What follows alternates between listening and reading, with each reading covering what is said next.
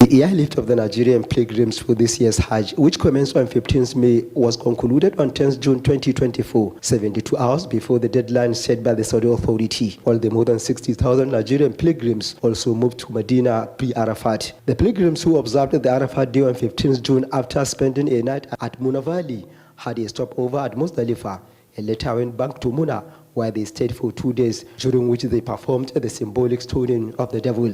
The pilgrims are now back in Mecca, which signifies the completion of this year's Hajj rites. We have been into this business for a very long time. We never had it so good like this time around. Especially on the plain of Arafat. You could not get food until it was about 6 p.m. You got something to share among ourselves. But this time around, you see we have 3 square meals, both in Mena and Arafat. What I consider unique is especially the usage of ICT generally. I studied that from even the Medina, from the Arab documentation.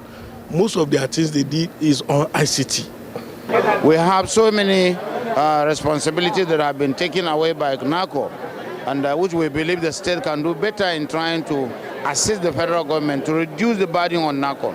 Issues of welfare in terms of health, in terms of accommodation, in terms of feeding, and then reduction in the cost of Hajj itself, and getting subsidy from the federal government. The National Hajj Commission of Nigeria says all the issues raised will be looked into for appropriate action. One issue that stands out in this year's Hajj is the introduction of a Hajj permit, popularly known as Nusuk card, by the Saudi Authority.